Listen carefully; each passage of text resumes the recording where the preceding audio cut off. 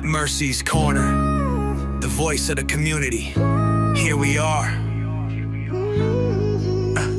We're back in the office like we never left with a special guest that I call her J-Lo from Miami, not from the Bronx. We are like with La Doctora Angela Tejeda. Tejeda. I will say it correctly before we finish here. Yeah. Thank you so much for coming. It means so much because I know you're such a busy person. I know you have a lot of things going on at the same time. It is. Yeah, so well, thank you so much, Mercy, for having me today. Do you want to conduct this in Spanish or in Spanglish? Or Spanglish. Spanglish, okay. So I'm very glad to be here today. And, you know, I always keep my time and schedule for special people like you. Oh, who have support thank you. also our cause with autism and awareness, and also with the military family. Yes. So to us is special. So I always will take that time off to come and attend anything that you ask me for. Thank you. Thank you. How did you get started with helping autism? Well, basically, I'm a mother of a child now in the autism spectrum, and she's 19 years old. What they call in the severe range of autism. I don't like to classify whether it's 1, 2, or 3. Even though in the psychology aspect you classify them, but if it becomes to skills and you know what is the lacks of ability that she have, then I would say it's in the severe case because she's unable to communicate. So she's nonverbal. She's able to speak by sign language and also by assistant communication devices, which is iPads. The iPad that is already tailored to her needs. So she can say, I want food, I want to go to the bathroom. With her iPad? With her iPad. Oh, nice. Yeah, so she have even an iPad is connected to her iVision. And it's connected to the iPad, and then it will click in every place that she wants to speak.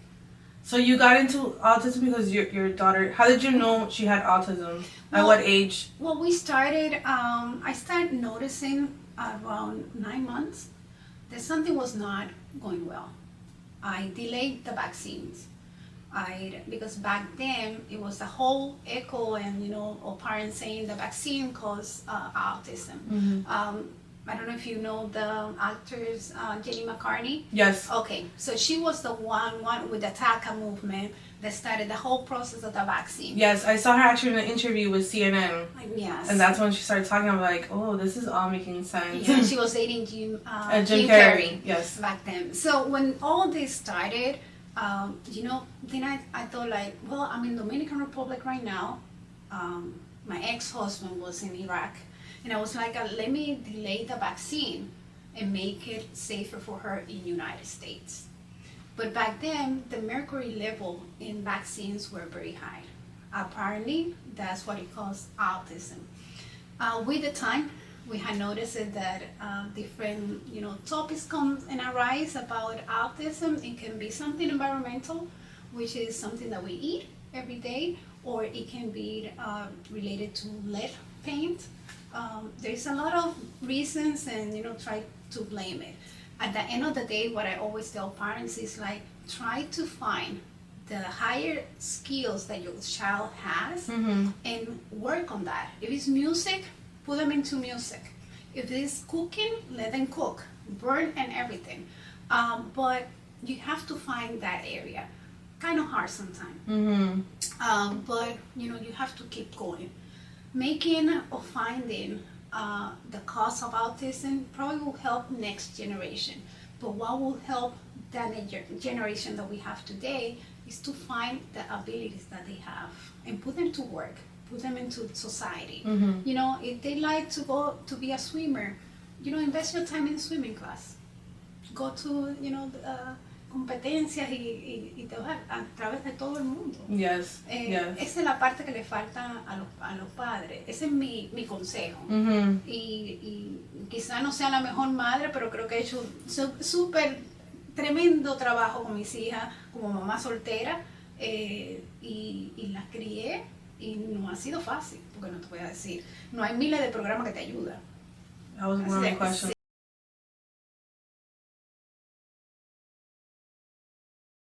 When I was younger and was I'm not gonna say how old I am, but when I was younger, no vamos a ir. no, I was in Braddock, and I did my 4 years in Braddock. I did Best Buddies. Best Buddies. That we had in the group like 2 or 3 Down syndromes. We had behavior issues, but there was no autism how there is now. It has increased so much. What do you think what caused the increasement of autism? I will say that it's more studies in epidemiology now, more counting in like a census that we have now with families. There's more data than before. Yeah, now it came out that if you drink Tylenol when you were pregnant, there's a possibility. So there's a possibility with that. The other fact is that back then, if you remember, in our countries, we used to say, oh, el loquito que vive en la esquina, but it was not labeled. Yes. It didn't have a meaning. It didn't have a classification in medicine. And now we know that it's autism. Then we have the whole umbrella of autism: Rett syndrome, pervasive developmental delay, NOS, and so on. And with that, it will be transforming, into what is called now autism. But in reality, is that back in history, we used to have kids running around. Oh, I'm sorry to say that word, I should not, but it's the reality. The retarded that live in the corner, which is sad too. But that's how we went in evolution to autism today. Yeah, I think also it's the ingredients of our food. I had that in my mind. I don't know if I'm right or wrong. It's just, and especially then in Florida, there's a huge increasement of autism, and I think it's the food because we don't have time to cook healthier, And más rápido, it's better to go to Burger King, McDonald's, give the food, and I think all this junk food, I don't know, maybe I'm wrong, but I feel like, because, you know why I think that? Because I saw an interview of a woman who says she helped her child with autism. She removed autism with giving him healthier food. Okay, and let me correct you. You don't remove autism. Okay. Once you have that condition, it will follow you through years and years until the end of your life. And when I see things like that advertising that a food or certain product cure autism, they're selling you something. There's something behind that they are selling you something. Or there is a business involved that wants to do either stem cells studies or stem cell practice out of the country, because that's happening right now. So going back to what we eat, it's true that whatever we eat and we digest, it will affect our brain, because the intestine has some connections with the brain too. So it's our second brain, but doesn't mean that if you eating healthy, you can be eating healthy. Adriana eats healthy, doesn't mean she's gonna be cured from autism. So when we see those things in Instagram and social media everywhere, there's a false statement that parents should not follow. Eat healthy, yes, no doubt about it. But it's not the proof, living proof, that is gonna guarantee you that your child's gonna be classified without autism. Hi, my name is Angela Tejeda. I'm the current CEO of Neuralink Health and Early Intervention Program. And today, I want to introduce you my best friend. His name is Andy. Andy's coming from Novia Robotics, and he always tries to help kids on the spectrum to get better when it comes down to living skills, social skills, language arts, etc. With robot assisting technology, we actually implement every plan of therapy. It can be included with speech, ABA, occupational therapy, etc. He's here to help you. Thank you. Like, I remember in that interview, I started doing more research about autism, and she's like, that also what happens too that makes kids delay is because they're always on their iPads or their cell phone, that you should do the detox spray, detox metal spray. Okay, so now they're selling you a detox spray. I bought it. Okay, thank you. So I bought it, and I still do it. So this is how psychology works in social media. I get your attention by your feelings, and I can tell you anything. I can be the saddest person and tell you a story. Adriana scratched her face today, hit her and banged her head on And then I will tell you, but no, I find out this product and things went away. So you got your spray. I did. Okay, and they made money. So this is, it's a marketing strategy too, and a psychology side. So that's why I always encourage parents to do a research, read. That's why we have scientists. That's why we have people that go to university, get graduate, and they focus on that. Based on a medication or based on a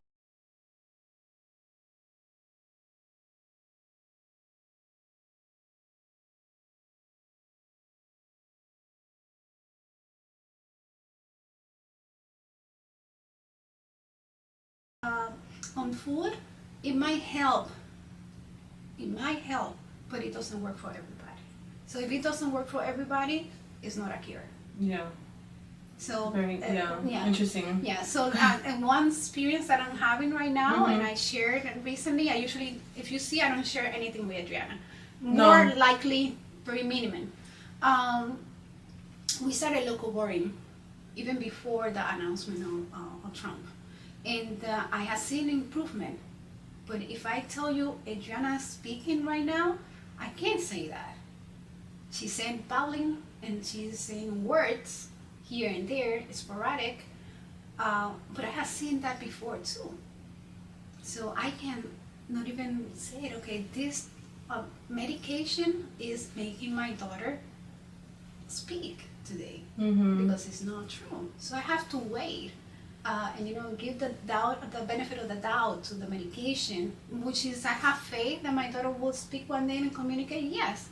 But I will be happy if she can communicate through an iPad or sign language, and hopefully somebody understands. Yeah. Yeah. So hopefully one of the things that I would like to bring up now that you're telling me all this, and we're talking about science, and the Congress will pass the law that will prepare police department to be educated when it comes down to autism, because unfortunately we are not having that. Yes, I think we post a video of an officer being a little bit aggressive with, and we talked about this. It was a couple months ago. Yeah, and you're like, oh, this is what happens when they don't have the proper training.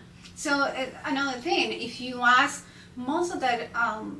You see a lot of politicians out there advocating for our cause, which is autism, and also parents of kids with autism involved in the political area, but they don't encourage not even sign language. As simple as that. A couple of words with their I'm hungry or I'm thirsty, those little tiny signs, it can improve so much communication when a child get arrested or get in front of a police person of any entity or fire department, but hopefully things change one day. Yeah.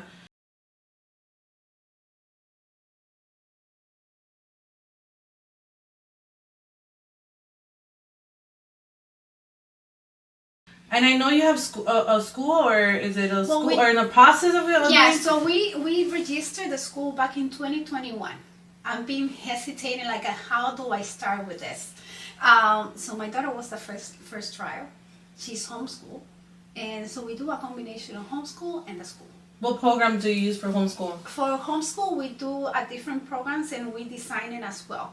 So I wish I could have brought Andy, but I will next time, and I promise that.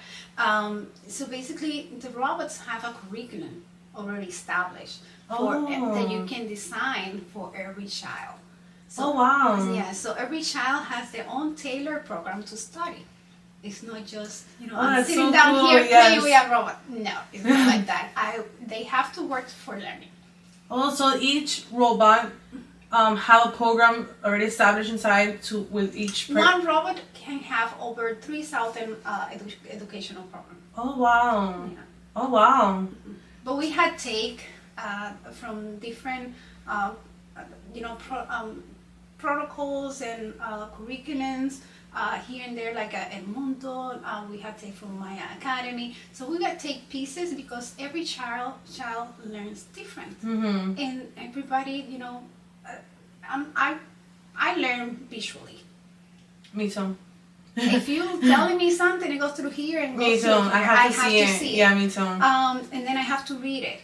So everybody learns different, and that's why you have to create a curriculum that works for everybody different way. There's kids that will never write a letter. Yeah. So I know a child who's autism and he knows every single car and car piece. we have one in the office as well. He talks to me about Ferrari, Lamborghini. He knows the stories back and forward.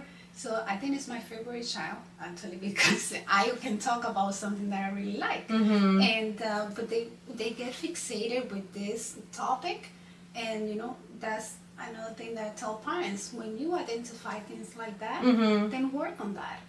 He likes car, take it to the mechanic, change a tire. Yeah. Okay. And then car shows. Yeah, and car shows, and then you have a mechanic right there. If you have a person that is history, we have a child like that, brilliant, and I had to take him to different places. You can ask him anything and everything about history. It doesn't matter what part of the history. You can go back and forward. He can tell you, like, okay, you were born on February 7, 1970 something. Oh, that was a Tuesday. So he can tell you things like that. And he was planning the other day how to get Maduro out of the government. And he has all these plans and everything. Who's gonna be his? Who's gonna help him? What Trump should do for him? Oh wow! He was tailored like that. So if you have a child like that, encourage them to continue like that. Yeah, I think that's the route that most parents should take. Yeah. How come in public schools they don't have enough programs for autism? That's a good question. I would say that I don't want to come against the public school system, but it needs to be reformed. No doubt about it. Yeah. It's sad that a child that is nonverbal will receive half hour of speech therapy. And if you ask for a speech language evaluation, it can take you over a year. Most parents don't have the tools to fight or advocate for their child, so that will take even longer. Unfortunately, Florida is not the best place to bring a child to receive services through the school. Compared to New York, Arizona, Texas, we are all the way to the bottom. And unfortunately, we don't have those services like them. So if a parent right now has, the doctor told her, oh, your child is autism, where can they get information? Like, how would a parent get information? What's the first step to do? Should they call the schools? Okay, so there is a different step at that level with parents. So when they get the diagnosis of most of the time is by referral. Meaning in the daycare center has said, you should evaluate your child because they have seen things that probably have seen in other kids. And they will refer that to parents. Parents will take a little bit of longer to the acceptance part and, in how to deal with that situation now. So then they go to the pediatrician. The pediatrician will make a referral to the neurologist or the clinical psychologist. They will do an evaluation. But at the first time, a CDE needs to be done, which is a comprehensive diagnostic evaluation. And it needs to be done by a clinical psychologist. And then the affirmation comes from the neurologist. That's the harder part because, when you go to a neurologist, now we're talking a big one. Yeah. And then that's when it comes parents that come reacting right away. And then we have the parents that doesn't accept the diagnosis. They're in shock. Yeah, they're in shock. They are grieving. They are, in depression now. And how do I get out from there? To me, it hit me hard because I was, when you are in New York with managing a big hospital, you have completely a hospital that you have to run. So married to a beautiful army soldier, handsome army soldier, and that I own him a lot. And suddenly you receive the diagnosis of your child. I spent 3 days in bed, literally crying in bed, 3 days. Oh, wow. And then I said the third day, I had a meeting with the the CFO of the hospital, and they knew what was going on. Mm-hmm. But back then it was very limited. But they worked with me to a point that you cannot even imagine. But I was able to get out of the depression soon and act quick. Mm. But most parents, they don't. No. Unfortunately. Yeah. Do you get help from any politicians here in Florida? Oh, I wish I could list one. Oh, no one has called you and said, "Hey, I wanna." I have to say something. When it comes to support for events, I have count with Maureen Porras. I have count with Christian Ceballos. I have Dariel Fernandez. I have Alina Garcia, and they have come and support the event. But if someone had told me, the only time, let me take one more back. One is Tundidor.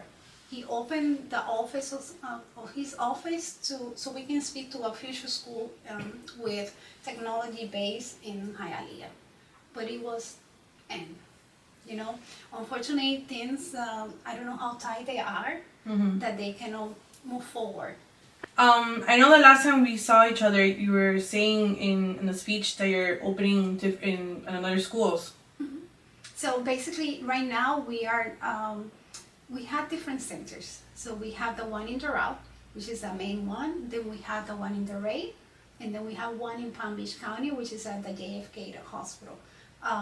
Then we have one coming up in my home country. I know. Yeah, that's a big project, because it depends a lot it's going to depend a lot from donations.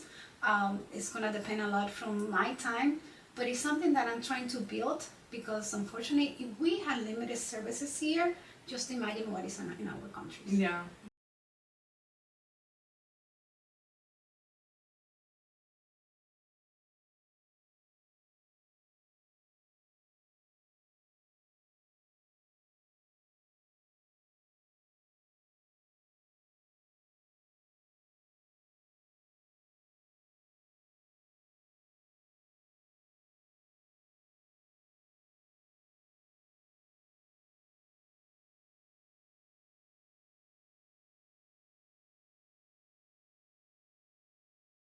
Going back again after meeting with Tundidor, I met also with Bobo.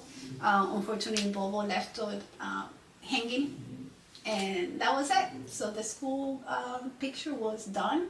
And then that's when I realized, you know what, I'm not going to count on politicians. Mm-hmm. If I'm going to do something, it's going to be on my own. Mm-hmm. And I think that I had done so far a lot. And best for society and our kids around Miami-Dade than me counting on a politician. Yeah. So the donation and everything else is coming? No, it comes strictly from baseball players, from people that I know in the finance industry. I don't have in the list nobody that is from Miami. Wow, that's sad, to be honest. That's sad. And I'm glad in a way. Because now I can prove people wrong. Yeah, when they tell you nobody, I helped. No, you're not here on my list. No. So what is the future for your schools? Yeah, so for the early intervention program, we will continue providing ABA therapy and speech therapy and homeschool and tutoring and robot assistant technology learning. And we will continue with parents to work, encourage them to advocate for the kids, encourage them for sit down in the IEP meeting, basically like a lawyer. That they can advocate and demand rights because we have rights through, for years and years. It's just the parents doesn't know how to advocate on their own. Then they have to hire a person for that, which costs money too. Does Andy, is it covered under insurance? No, unfortunately, no, not yet. Not yet, so, but it's a plan. Yeah, it's a plan. I right now have a free Saturday play clinic, I would say, where they receive karate, they receive art therapy, they receive time with the robots, and also ABA. Oh, so, wow. 9 to 12. So the parents can drop the kid in the center, and they can have 3 hours, to do any errands that they want to do. Most of the parents, we don't have that. We don't have anybody to take care of our kids, because believe it or not, after we get that diagnosis, it's like everybody disappear. So your friends are limited, your environment and circle is very limited, and you will receive phone calls only to ask for like, okay, what can you help me with this? But nobody asks you, how can I help you? That's the sad story of it's society very sad. right now. But it's true. I know someone who has autism, and sometimes I go and I stay a couple of days, like not days, but a couple hours with the baby, and it's sad. But I'm like, are you okay? And she's like, no, nobody wants to help me. Like I have to take a shower when she's sleeping, and it's very, very sad to. I mean, you have to be. Adriana was a runner, and a lot from the house 3 times in your state. At the 3rd time, a funny part is that we were getting charged for whatever was the list back then, and so I was in the police department, and I'm like, okay, who's gonna take responsibility of this? Either him, his attitude, that will be, we won't get paid, probably get his rank removed as well. So we were like, okay, what we do now? Okay, I'm gonna blame myself. So me as a mother, I have to blame myself for something that I can control, that you sleeping and your child opened the door and run away. And she was 3 years old. Oh my 14 inches of snow, minus 30 in Fort Drum, New York. So. And you were by yourself? No, we were sleeping. Oh my God. Me and him, Mike and I, we were sleeping, and then when we get to a point, we go to the police department, because the police department found her, and we get there, and we are sitting. They come to us and said, I'm sorry, Miss Beal, we have to inform you that we just lost your child. And the police inside of the police department, and they call her Houdini. Me muero. They call her Houdini. And I was like, okay, great. I'm not feeling that bad. So they remove everything that they were planning to do. And they say, we're just going to support you and see how can we work for now. We're talking about 17 years ago. And see how can we work now in Fort Drum with this situation. So we were in the MP station. We are not talking about the police station outside. We're talking about the inside of the military post. Oh my God, I will die of a heart attack. Yeah, and back then there was not a lot of cameras. But as a mother instinct, I knew where she was. That's crazy, right? Yeah. And I looked, and they told me where she was sitting and everything. I said, no, my daughter is right there. And that's where I found her. So they gave her an audio cookie, which she's not supposed to eat. So she was, like, okay, let me hide, because I know they're gonna remove sees you with the me. Oreo, I'm gonna get in trouble. Yes, I get in trouble. And she went and put herself behind a cabinet, like where they put their uniforms and stuff like that. She hid in the back, and I said she has to be hiding somewhere. When I looked, the only piece of furniture that we had, it was a desk and that. I said, she's behind there, and she was there, just sitting very tiny and eating her Oreo cookies. Yeah. But autism kids do that a lot. They leave in the middle of the night. Because I just remember now an influencer that her son is in autism. He ran away in Orlando. Not ran away, but they caught him in the middle of the streets. Yeah, so they do a lot. They do a lot, multiple times in life. No me muero. Yeah, it's kind of hard, and I will tell you why. Because they don't know about danger. They are not aware of any type of things that can damage them. The worst part of this is a car, a person that kidnapped them. There's a lot of factors that you cannot imagine. You can put them a GPS, but the GPS can break. Yeah, and you cut it off. Or the signal, something. There's a lot of things. I'm a former believer that at one point we will have to accept that a child will have to have a chip inside of the skin for us to find it. And that's advanced technology. A lot of parents doesn't want that, because then they will lose their privacy, because this will have to be connected to the police station. But at the end of the day, the worst case scenario for a parent and for the nightmare that they were going to live is to find a child in the middle of a lake, dead, which will mostly happen because they look for water. I don't know why. They love water. And that's a drowning prevention have to take at in every single state as well. Yeah. So, we have to prevent sometimes drastically with technology, but at the same time, what is the safety of that child? Yeah. Or AirTag. Yeah. You can put an AirTag. Yeah, the AirTag, I can remove it at any time. Oh. If I kidnap your child, I will look for those AirTags and take it out from you. That's no doubt. So you think that in the future they're going to put like chips on the... Yeah, they are working on that actually. Those things scare me. And yeah, it's scary, but you know what? It was the pain of losing a child and your daughter. You have daughters as well, like me. To me, will be devastating. So I'd rather have that. No, I know. Because I'm those kind of moms that I'm always looking at, find my location. Where's my daughter? Oh my God, I don't know where their location is. I start calling. I'll tell you, my older daughter is the one who always tell me, "Why are you doing in Westchester? Why are you doing in here?" Because she also looking. I usually don't do it with her. But just imagine in a case of emergency, you want to know where's your child. Yeah.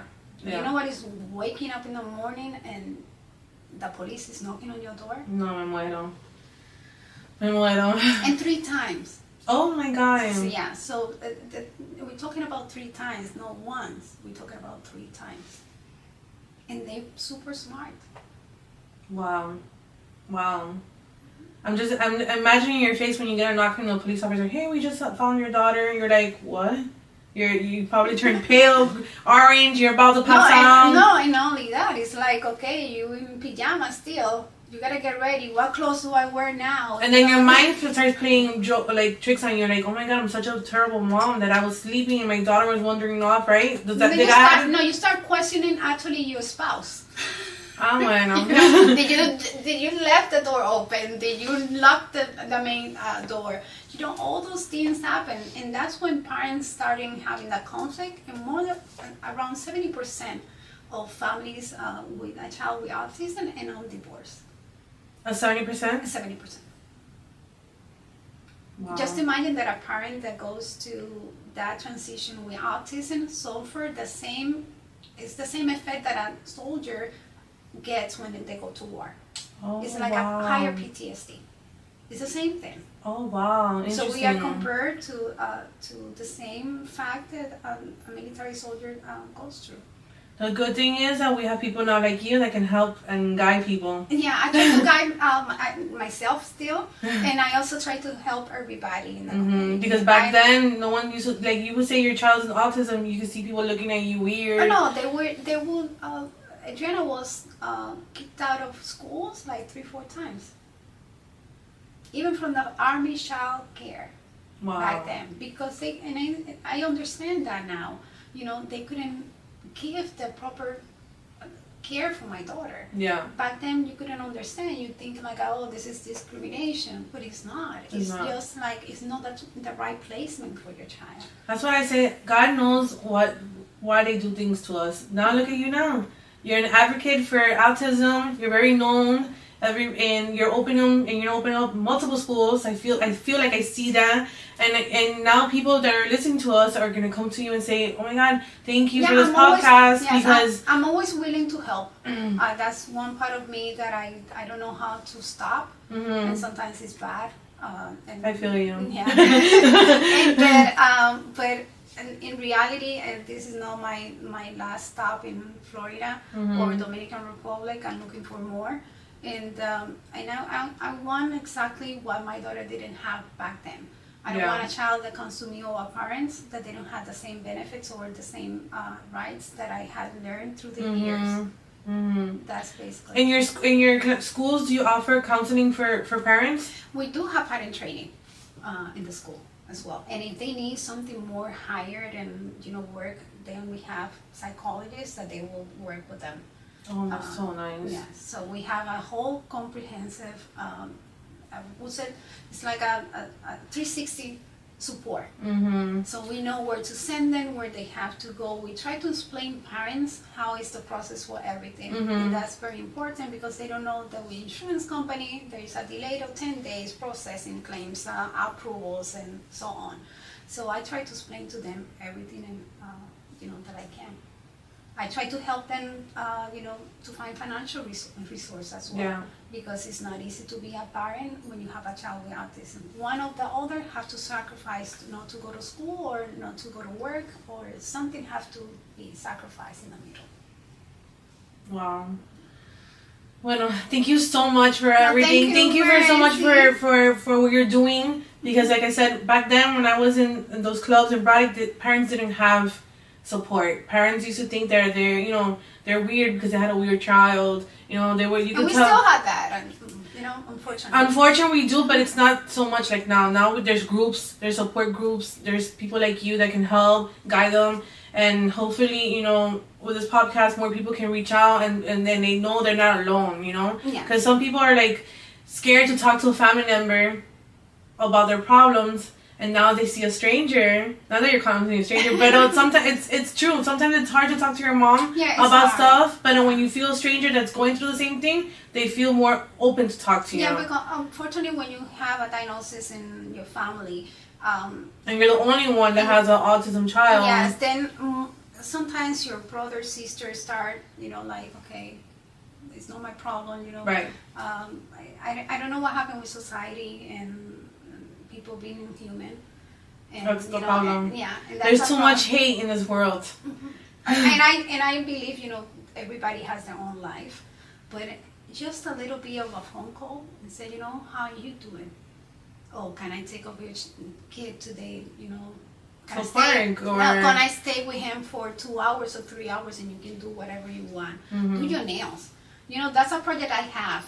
I want to encourage mothers that, because you have a diagnosis at home, you still need to look pretty. Yes. And you need to pamper yourself. Yes, I talk about that all the time here. There's nothing wrong being selfish of self-care. Mm-hmm. Especially when a woman takes care of themselves, they feel good about themselves. Their energy is different. So I always tell her, go do your hair. And it's attract, the positive side. Yes. It's not like you are reflecting a negative side. Yes. And that helps you internally. Yes, it does. It helps your child as well. Because remember, you are the reflection of your Correct. Kid. I talk about that every day with all my clients here. I always say, when the woman's happy, you cook happy, you attend to your house happy. When you're not happy, your child is bothering you, your husband's bothering you, you're not cooking with love. That's why the food looks, doesn't taste well. You're cleaning because you have to clean. You don't do it because you love. But when you clean, put music with me in.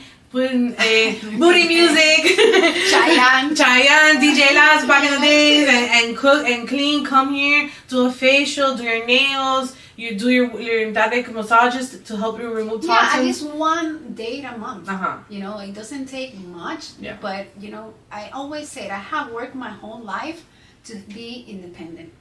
I mean, the money that I have spent in daycare and babysitting is outrageous.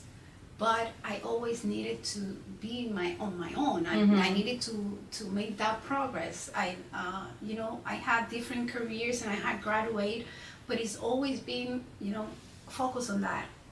I know my kid gonna be fine with a therapist. I'm not a therapist for my daughter because it doesn't meet the purpose. Even I become a therapist for Adriana and occupational therapy, other science, I cannot be her therapist. Yeah. So I learned that and said, you know what? Now she's going to have 40 hours of therapy. She's going to be in this school and this and that. Forget now, focus on yourself. Mm-hmm. Build yourself up. Mm-hmm. Go to school. What do you want? And that's what I did. A lot of people ask me how you did it, how you making it. It's not how I'm making or anything like that. It's just like my purpose in life. I already have the vision where I'm going. And if I have to pay babysitter, daycare, whatever it costs to be and provide her for her needs in the future, that's what I would do. Mm-hmm. Because remember, it's not only when they are little kids. The worst part of autism now comes when they are adults. Oh, that's when it gets worse? Of course, because they are out of school. Yeah. Who's going to take care of your child? Yeah. So if I haven't been working for the last 19 years, what would I give my child later on if she's in the severe autism? Yeah. What do I create for her now? Which is that's my next step. So, that's where people, that's what I ask always, what is your plan in the long term? Yeah. Right Sure. now, remember when they're little, everything is cute. Yeah, and it's easier because you can put them in school and daycare, Yeah. but now when they're 19. But if you having the opportunity of your life that your child go to school and you are wasting your 9 to 3 o'clock time without not going to school or studying something or getting a part-time job, you're in the wrong track. Yeah. Yeah. I do believe that people need support from the government system, but I think that people can make it through. Yeah. In Kendall here, they open a coffee shop that. Oh yes, I'm dying to go. Me too. Me too. I would love to see it. They have autism working there, and the library has a little part time there that they have autism kids and Down syndrome. Offering. There's a lot of things moving on in Miami, and recently I got the ID thanks to the initiative of Dariel Fernandez, the tax collector. And it was amazing because Adriana did so well, but there was a moment that she's gonna melt down here. We're gonna have the big tantrum because unfortunately for them transition is not the normal way. And but they have a staff there that I was surprised actually. They walked me through. Everything was adjusted to her, Oh, nice. let me move the camera here because now she doesn't want to move from this chair, so we have to move the camera.